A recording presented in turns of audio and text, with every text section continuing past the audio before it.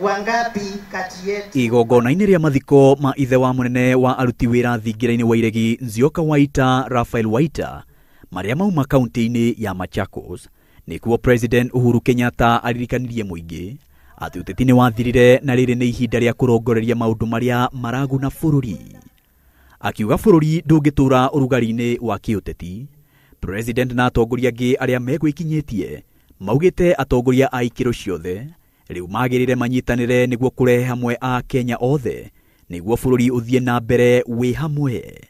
Gavana Makueni tutakuja kutembea, sisi haja yetu ni maendeleo Kenya mzima, sisi hatuna siasa.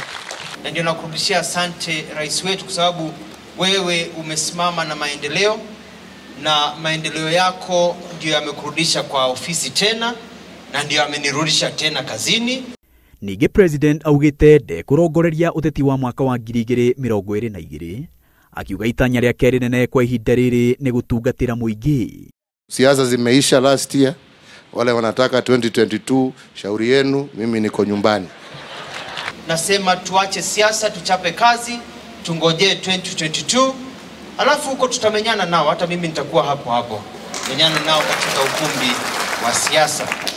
Mheshimiwa Naibu Rais, Ndumiriri yake nĩ nyitĩtwo mbaru nĩ munini wake William Ruto, ũrĩa uma icera-inĩ rĩa kũrugũria mĩbango ĩtiganĩte ya ũthii wa na mbere kaunti-inĩ ya Bomet.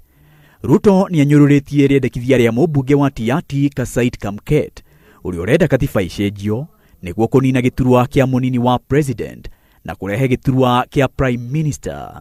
Sasa nafasi ambayo iko sio ya kuzunguka tena na mijadala ya mambo ya kurekebisha sijui katiba ndio viongozi ati wapate mamlaka sijui na position. Nafasi iliyoko sasa ni ya Wakenya. Wakenya tuwashughulikie.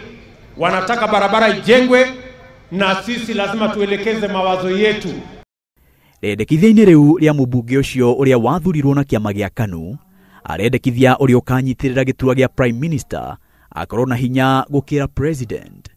Maendeleo ya barabara, ya kuhakikisha kwamba kuna hospitali wananchi washughulike nayo, ya kusomesha watoto wao, hiyo ndio awamu tulio nayo sasa. Sio awamu ya mijadala ya mambo ya siasa duni ya kugawana mamlaka na sijui mambo ya kurekebisha hii na kurekebisha ile. Maina wa Wairegi, Inooro TV.